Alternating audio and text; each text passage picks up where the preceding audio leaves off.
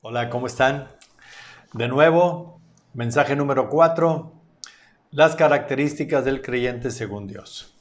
Dios conoce los corazones, Dios escudriña nuestros pensamientos, entonces Dios sabe quiénes son sus hijos y quiénes no son sus hijos. Dios los bendiga. Creo que termino en este mensaje, esta pequeña serie de los creyentes según Dios, y ha sido mucha bendición. Y vamos a continuar con las características para no perder el tiempo. No deje de abrir la escritura, no deje de orar, no deje de trabajar en lo que está batallando.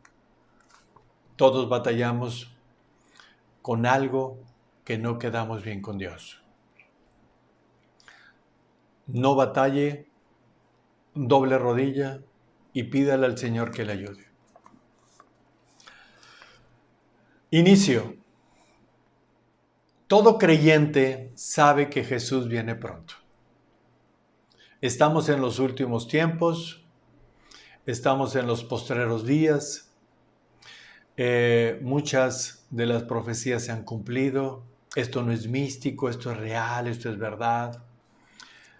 Así que el creyente tiene la plena seguridad que aunque muera, sabe que Jesús viene pronto.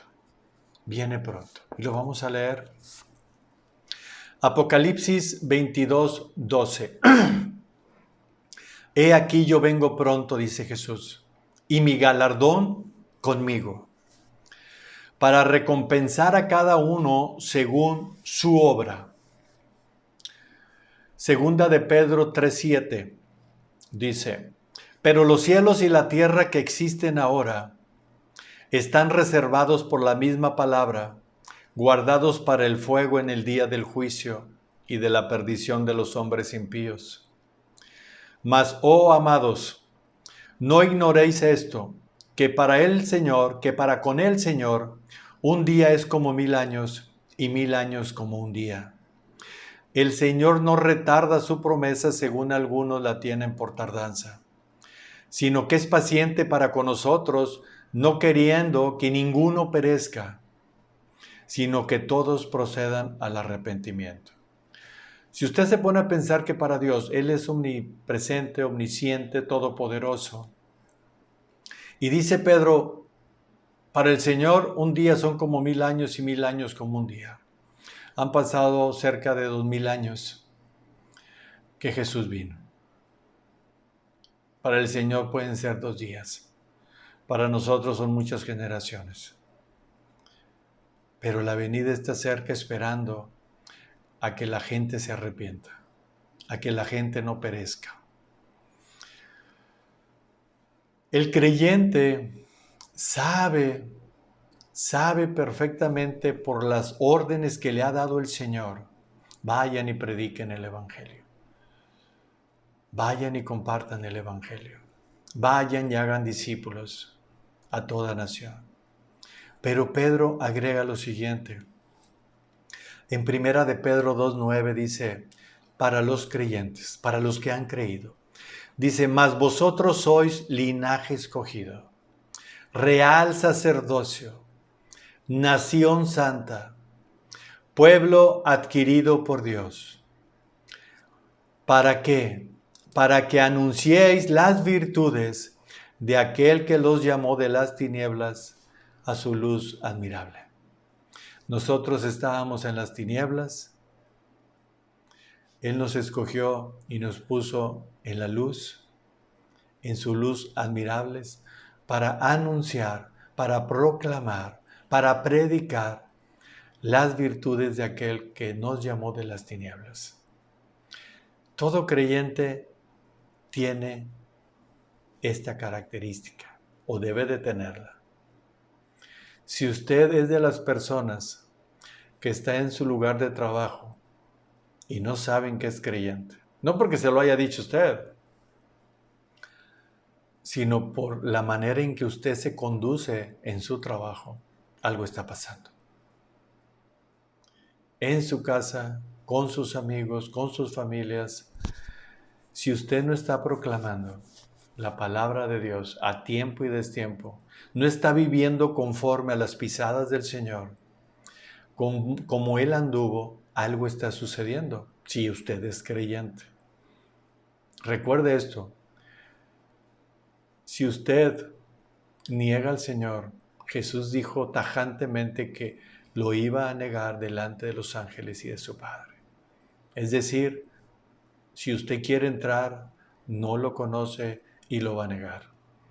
Las características y las virtudes de las cuales habla Pedro son todas las virtudes del fruto del Espíritu y lo que agregó Pedro que tenías que añadir a la fe.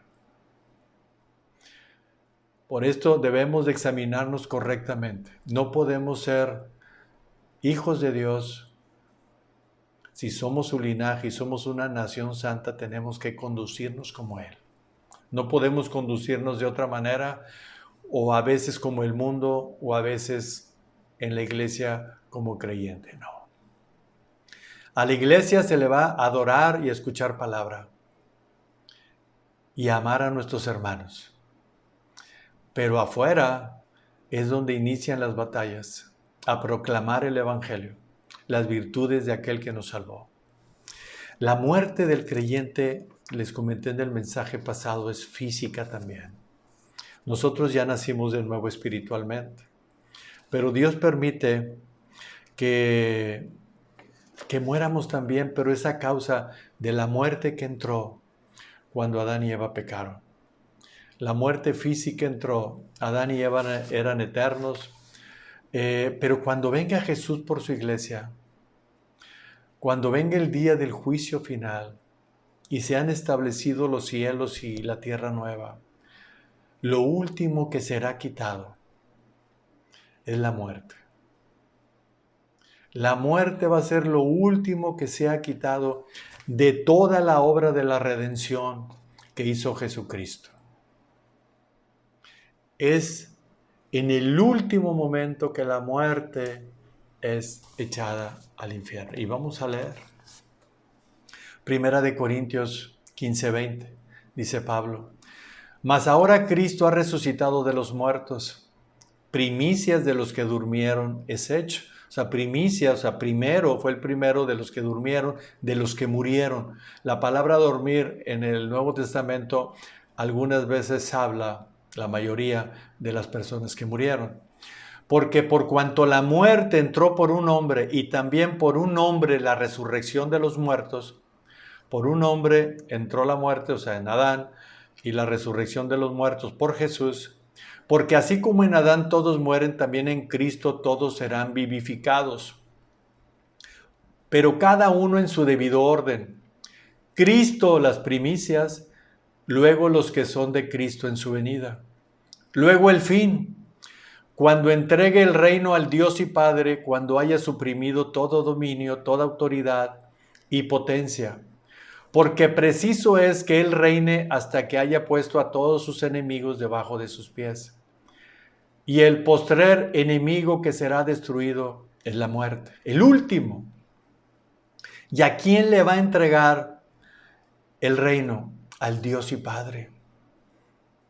Al Dios y Padre. ¿Se acuerdan de la sujeción, del rol, de cómo se debe de conducir el matrimonio?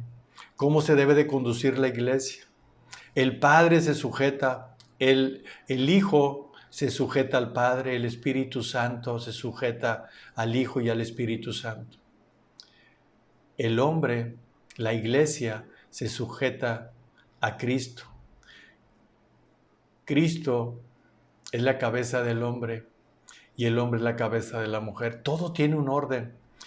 Y cuando tenga a todos sus enemigos, Él entregará el reino al Dios y Padre cuando haya suprimido todo dominio y toda autoridad y potencia. Porque preciso es que Él reine hasta que haya puesto a todos sus enemigos debajo de sus pies. Y el postrer enemigo que será destruido es la muerte. Y ahí es cuando todo es entregado al Padre. Y luego continúa en 1 Corintios 15:54, hablando del mismo tema Pablo. Y cuando esto corruptible se haya vestido de incorrupción, o sea, este cuerpo, está hablando del cuerpo, y esto mortal se haya vestido de inmortalidad. Este cuerpo es mortal, morimos todos. Y se ha vestido de inmortalidad, de eternidad. Entonces se cumplirá la palabra que está escrita: sorbida es la muerte con victoria. ¿Dónde está, oh muerte, tu aguijón? ¿Dónde está, oh sepulcro, tu victoria? Ya que el aguijón de la muerte es el pecado, y el poder del pecado, la ley. La muerte va a ser echada al lago de fuego. Pero va a ser lo último, y Dios permite que el creyente participe, experimente la muerte. Todos envejecemos, todos morimos, muchas de las personas pueden morir antes, otros después, otros envejecen, otros alcanzan una edad mayor, otros menor. Viene un accidente. En el creyente también Dios lo permite. Nosotros como creyentes no somos los hijos consentidos del Señor. Él nos compró y nos ama profundamente, dio a su Hijo, pero Él quiere que hagamos lo que Él quiere que hagamos. No podemos rebelarnos a su mandamiento, y nos dio el poder para hacerlo, para cumplir los propósitos de Dios en la tierra por medio de nosotros. Todo creyente debe de saber que también nosotros sufrimos, y hay veces que sufrimos a causa de nuestros errores, hay veces que sufrimos a causa de pruebas que Dios nos pone, a causa a veces que no nos damos cuenta que pecamos, y Dios nos disciplina, y nos disciplina porque nos ama, y nos castiga porque nos ama. Por esto, el creyente, antes de morir, Dios le permite padecer por Cristo en la tierra y estar unido con Él. Nosotros estamos unidos juntamente con Él. Cuando Cristo murió, clavó también nuestros pecados en la cruz. Y al clavarlos, nosotros morimos juntamente con Él, esta carne pecaminosa. Y dijimos, ya no quiero pecar. Dios me está ayudando a no pecar. Y todos los días pensamos en ello. No es algo así, ay, no, es algo natural, que ya vivimos conforme a lo que Él quiere que vivamos. El creyente vive conforme a Dios quiere que vivamos porque somos obedientes al Padre. Jesús fue el camino para decirnos, tienen que caminar por aquí. Yo los voy a alumbrar por medio de la palabra, dijo el Espíritu Santo. Jesús dijo, yo soy la luz, pero yo les voy a dar la vida eterna. Síganme, oigan mi voz, y yo los alumbraré. Las personas que no creen en Dios no le pueden seguir porque no le conocen. Romanos 8:17. De lo que estoy hablando al respecto, dice Pablo, y si somos hijos, también somos herederos, herederos de Dios y coherederos con Cristo. Si es que padecemos juntamente con Él, para que juntamente con Él seamos glorificados. Amados, dice Pedro en 1 de Pedro 4:12, no os sorprendáis del fuego de prueba que les ha sobrevenido, como si alguna cosa extraña les aconteciese, sino gócense por cuanto son participantes de los padecimientos de Cristo, para que también en la revelación de su gloria se gocen con gran alegría. Pedro nos dice, ¿estás padeciendo por hacer el bien? Gózate, porque asimismo Jesucristo, haciendo el bien, padeció por nosotros. Gózate porque significa que estás predicando el evangelio correctamente. La gente te lo va a rechazar, pero a causa de los escogidos muchos lo van a escuchar. Y espero que usted sea de esas personas que lo están escuchando. Filipenses 3:10. Dice Pablo, de conocerle y el poder de su resurrección y la participación de sus padecimientos, llegando a ser semejante a Él en su muerte. Nosotros, así como Jesús padeció la muerte, la Escritura nos enseña que nosotros vamos a padecer la muerte como Él la padeció. Quizás, seguramente, no la vamos a padecer tan terrible como Él murió. Pero Él nos puso ejemplo de que nosotros vamos a padecer la muerte y vamos a ser semejantes a Él en la muerte. Primera de Pedro 2:21. Pues para esto fuiste llamados, porque también Cristo padeció por nosotros, dejándonos ejemplo para que siga sus pisadas. Nosotros como creyentes padecemos. Y nosotros vamos a morir como Cristo murió. No de la manera en que Cristo murió, pero vamos a morir de esa misma manera. Pero en el momento en que el creyente cierra sus ojos, sabe que va a estar con Él en ese instante, abandonando este cuerpo corrupto. Y el día de mañana, cuando Jesucristo venga por su iglesia, este cuerpo corrupto va a ser incorruptible y va a estar siempre con Él. Otra característica de un creyente es la obediencia del creyente es más importante que la muerte. El obedecer a Cristo es más importante que padecer la muerte. Y les voy a leer pasajes al respecto. En Hechos 21:13, entonces Pablo respondió, cuando lo estaban acusando, que lo iban a arrestar en Jerusalén y lo iban a llevar a Roma y lo iban a arrestar en Jerusalén, lo iban a maltratar. Y él dice, entonces Pablo respondió y dijo, ¿qué hacéis llorando y quebrantándome el corazón? Porque yo estoy dispuesto no solo a ser atado, más aún a morir en Jerusalén por el nombre del Señor Jesucristo. Cuando un pastor, cuando un creyente ama verdaderamente a sus ovejas, no les quiero decir que se va a suicidar, no. Demuestra con sus hechos que es capaz de todo con tal de salvar esa oveja. Se preocupa por la oveja. Yo como creyente me preocupo por los demás, por los que son hermanos míos. Jesucristo así murió por nosotros. Pablo, por el nombre del Señor Jesucristo. El obedecerle le era más importante. En Hechos 20:24 dice Pablo, pero de ninguna cosa hago caso, ni estimo preciosa mi vida para mí mismo. Para mí mismo. ¿Recuerdan cuando leímos el pasaje? Ya no vivo yo, sino Cristo vive en mí. Y lo que vivo en la fe, lo que vivo en esta carne, lo vivo en la fe en el Señor Jesucristo. ¿Recuerdan? O sea, ya esta carne, Pablo dice, ya no me importa morir. Yo sé que si me muero voy a estar con Cristo, voy a dejar de padecer.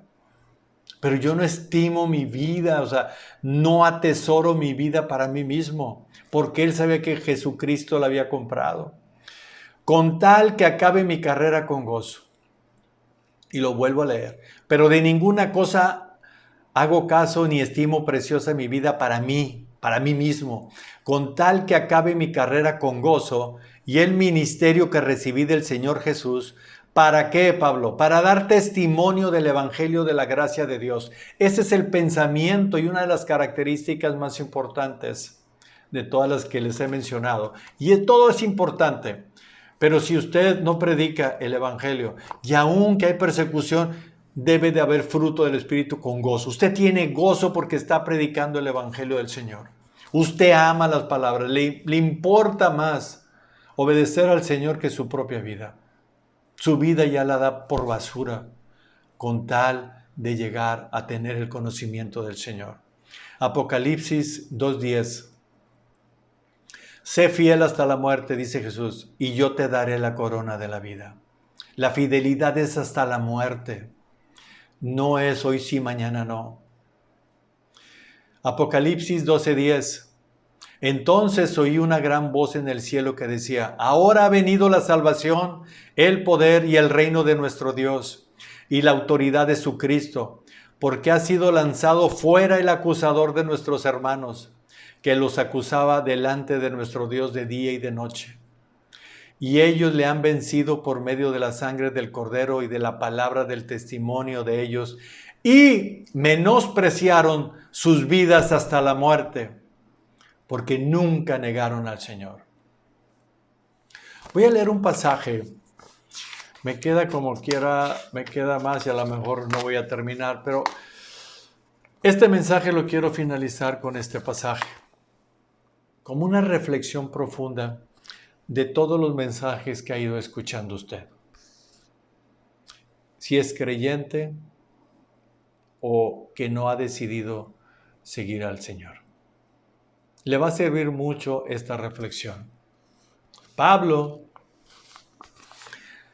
cuando fue preso en Jerusalén,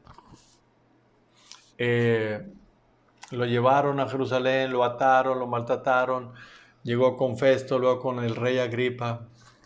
Y él y les voy a platicar el contexto cuando se presentó con el rey Agripa. Se presentó con Festo y con el rey Agripa. Y lo que le dijo Pablo es profundo, pero voy a leer todo el contexto para que penetren en ese mensaje que le da Pablo al rey Agripa. Hechos 26:15. Yo entonces dije, cuando él está platicando su conversión, cuando Jesús se le apareció en su camino a Damasco, y que él cayó, entonces dice él, en 26:15 en adelante, ¿quién eres, Señor? Y el Señor le dijo, yo soy Jesús a quien tú persigues. Y Jesús le dice, pero levántate y ponte sobre tus pies, porque para esto he aparecido a ti, para ponerte por ministro y testigo de las cosas que has visto, y de aquellas en que me apareceré a ti, librándote de tu pueblo y de los gentiles, a quienes ahora te envío, para que abras sus ojos, para que se conviertan de las tinieblas a la luz, y de la potestad de Satanás a Dios, para que reciban por la fe que es en mí perdón de pecados y herencia entre los santificados. Y este pasaje quiero que les penetre en su corazón. Está reduciendo todo el Evangelio. Lo que les dice Jesucristo, lo que le dijo a Pablo, y Pablo lo está replicando en su defensa. Por lo cual, oh rey Agripa, no fui rebelde a la visión celestial. Y este rebelde a la visión celestial, usted no puede ser rebelde o puede ser rebelde a la predicación de la palabra, que es la palabra de Dios. Jesús le habló a Pablo. Fue una luz mayor que el sol de iluminación. Y Pablo dijo, ¿quién eres? Dice, yo soy Jesús, ¿a quién persigues? Estás persiguiendo a la iglesia. Pablo pensaba que estaba haciendo bien, él era fariseo y estaba persiguiendo a la iglesia. Pero ¿qué dice Pablo? Yo obedecí. Yo no ignoré esta visión, yo no fui rebelde. La palabra que tenemos escrita en la Escritura es palabra de Pablo, pero es del Espíritu Santo. Dios envió al Espíritu Santo. El Espíritu Santo les ayudó a escribir las epístolas y todo el Nuevo Testamento y el Antiguo Testamento. Es palabra de Dios. Entonces, usted está escuchando exactamente, sin visión, la palabra del Señor. Y Pablo dice, yo no fui rebelde a esta visión. Yo no fui rebelde a las palabras que me dijo el Señor. ¿Y qué le dijo el Señor? Porque para esto he aparecido a ti, para ponerte por ministro y testigo de las cosas que has visto y de aquellas en que me apareceré a ti. ¿Para qué? Para que abra sus ojos, para que se conviertan de las tinieblas a la luz y de la potestad de Satanás a Dios, para que reciban por la fe que es en mí perdón de pecados y herencia entre los santificados. Herencia entre los santificados de la salvación. Esto es lo mismo, lo que estaba haciendo Pablo es lo mismo que estamos haciendo en este momento.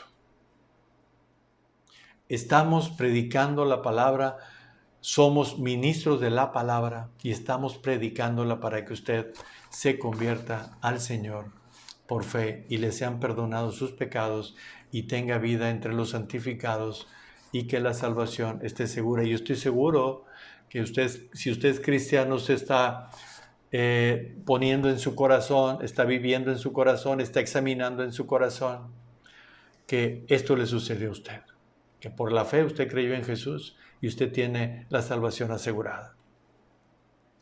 Dice, por lo cual, oh rey Agripa, no fui rebelde a la visión celestial, sino que anuncié primeramente a los que están en Damasco y Jerusalén y por toda la tierra de Judea, y a los gentiles que se arrepintiesen y se convirtiesen a Dios, haciendo obras dignas de arrepentimiento. Si usted es creyente, las obras que usted vive, los hechos que usted hace, son todas las virtudes y es el fruto del Espíritu. Eso son las obras dignas de arrepentimiento.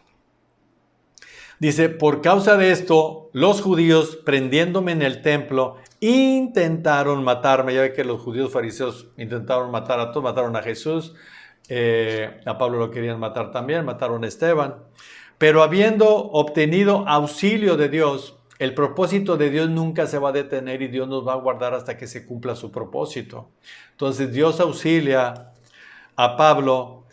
Es por esta razón que persevero hasta el día de hoy, dando testimonio a pequeños y a grandes, no diciendo nada fuera de las cosas que los profetas y Moisés dijeron que habían de suceder. Y vuelvo a lo mismo. Solamente estamos hablando la palabra de Dios, la sana doctrina. No lo que se predica. Hay muchos templos y muchas iglesias que nada más dicen un versículo y se la pasan charlando y charlando y charlando, pero lo que menos hablan es la palabra del Señor. Y hablan otras cosas. Y continúo. Dando testimonio a pequeños y a grandes, no diciendo nada fuera de las cosas que los profetas y Moisés dijeron que habían de suceder. ¿Qué iba a suceder? Que el Cristo había de padecer y ser el primero de la resurrección de los muertos para anunciar luz al pueblo y a los gentiles. Diciendo él estas cosas en su defensa, Festo a gran voz dijo, estás loco, Pablo, las muchas letras te vuelven loco. Mas él dijo, no estoy loco, excelentísimo Festo, sino que hablo palabras de verdad y de cordura. Pues el rey sabe estas cosas, delante de quien también hablo con toda confianza, porque no pienso que ignora nada de esto, pues no se ha hecho esto en algún rincón. Y le pregunta a Pablo, ¿crees, oh rey Agripa, a los profetas? Yo sé que crees, le confirma Pablo. Entonces Agripa dijo a Pablo, por poco me persuades a ser cristiano. Y Pablo le dijo, quisiera Dios que por poco o por mucho, no solamente tú, sino también todos los que hoy me oyen, fueseis hechos tales cual yo soy. El rey Agripa sabía de Jesús, sabía de la salvación, era muy conocido Pablo. Pablo hablaba con mucha confianza. Y el rey Agripa le dice, por poco me persuades a ser cristiano. Por poco. Y él dice, pues por poco o por mucho Dios quisiera. Aunque pases de panzazo, pero Dios quiere. Espero que me esté explicando en este punto. Si usted, yo estoy pensando que es creyente. Y esta reflexión la hago en general de todo lo que he predicado. Yo lo estoy persuadiendo para que usted se salve. Yo le estoy diciendo a usted cuál es la palabra del Señor y qué necesita el Señor para admitirlo en el cielo. Para que los cielos se abran. Para que haya fiesta en los cielos. Y le voy a hacer unas preguntas.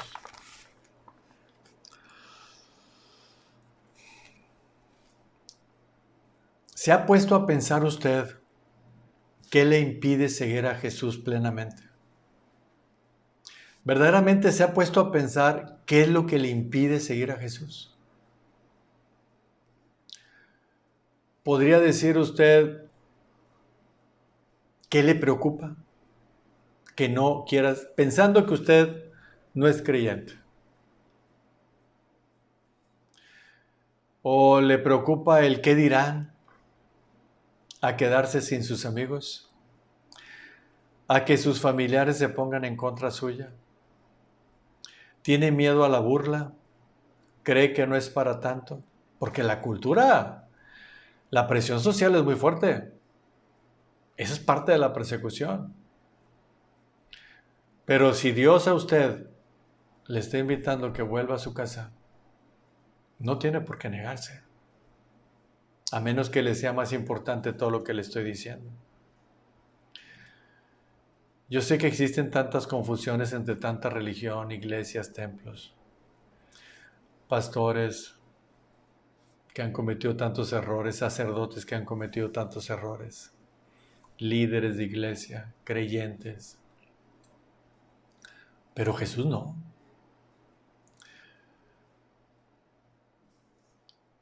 Podrá pensar usted, bueno, ¿y por qué Dios no arregla todas las cosas y se acabó el problema? Porque Dios quiere que usted le entregue su corazón. No esa como usted quiere. Dios quiere que usted le entregue su corazón, su vida, sus pensamientos. Dios quiere que le entregue su vida. La salvación costó mucho. Usted se podrá preguntar, pues me observo y en realidad pues no estoy tan mal. Yo creo que ahí me quedo así en la orilla. La gente, bueno, es que el evangelio es para puras personas viciosas, borrachas, que matan, adúlteros. Yo estoy bien. No es para tanto. A pesar de todo esto que yo le he dicho, usted siente el mismo amor que Jesús tuvo por nosotros. Verdaderamente, porque le voy a decir una cosa, si usted tiene miedo a lo que dirá la gente, a lo que pensará la gente, a lo que piense su familia, no tiene el amor de Cristo. Porque si lo tuviera, haría tantas cosas por ellos que no lo está haciendo en este momento. Ahorita quizás a su familia, si usted no quiere, usted es el que está escuchando la palabra, usted aborrece a su familia, los odia, porque no los invita a que conozcan al Señor verdaderamente. Y los ayuda a empujarlos a un mundo que va a perecer, que es temporal. Porque es impresionante. Salen leyes y reglas y se da cuenta usted que todo es para mal. En lugar de que la gente mejore en su moral, en sus valores, en su corazón, se han hecho muy egoístas y nada más bien para sí mismos. Y solamente quieren tener razón ellos.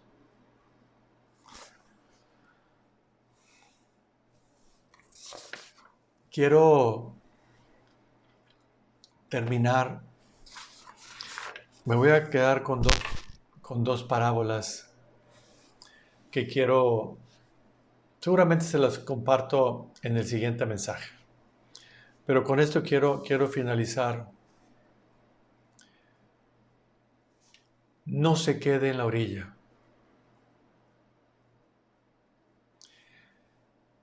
Jesucristo no estuvo pensando, ay, pues si me reciben bien, y si no me reciben, Padre, y si sí me reciben, y si me hacen mala cara, y si mi familia me dice, pues acércate, porque la familia de Jesús, sus hermanos estaban en contra de él. Él no escatimó eso. Si usted es creyente, usted tiene todas estas características que le acabo de mencionar. Son muchas. Tienen que ser visibles para toda la gente que nos rodea. Pero si usted escucha el Evangelio, escucha la palabra en estos mensajes y no abre la Escritura, no tiene hambre del Señor. Usted necesita comer su palabra. Necesita saber más de aquel que lo salvó. Yo me puedo quedar predicando y vamos a seguir sacando pasajes y pasajes. Me he enfocado a los puntos, a las vigas que sostienen. Hemos hablado de Dios Padre, Dios Hijo, el Espíritu Santo, sus atributos.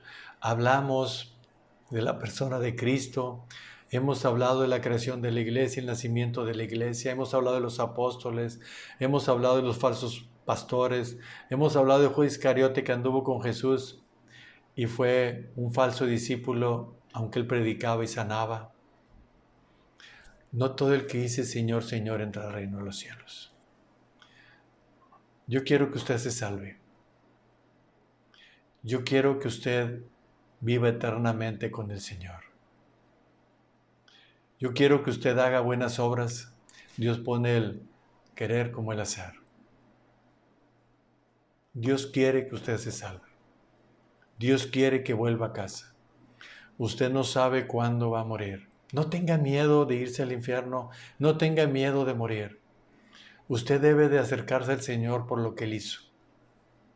Porque todo lo que Él hace y todo lo que Él ha hecho, lo ha hecho para nuestro bienestar. Porque yo le pregunto, analice, examine, si lo que nos está ofreciendo Dios es gratuito. La gracia que nos da es gratuita. El nacimiento nuevo es gratuito. La salvación es gratuita. El estar con Él es gratuito. ¿Qué le impide? ¿Qué le impide a usted? Quiero que después de este mensaje se ponga a pensar, se examine y diga, ¿qué me impide que es más importante que Jesús? ¿Qué me impide que yo no quiera seguir a Jesús? ¿Qué me impide si yo realmente no estoy haciendo absolutamente nada? Él me está otorgando todo. ¿Qué me impide? Dios los bendiga. Continuamos en el siguiente mensaje. Dios los guarde, replique los mensajes, evangelicen. Si tienen dudas, un día les dejé mi WhatsApp. Espero verlos. Los que me conocen, hablen por teléfono. No se queden con dudas porque van a ser como el rey Agripa. Por poco me persuades. Pablo le dijo, yo sé que tú crees. Y creía, pero no se arrepintió. Dios los guarde. Se les ama en Cristo. Repliquen los mensajes. No se avergüencen del Señor. No se avergüencen del Señor. Repliquen los mensajes. Dios los guarde, Dios los bendiga. Hasta pronto.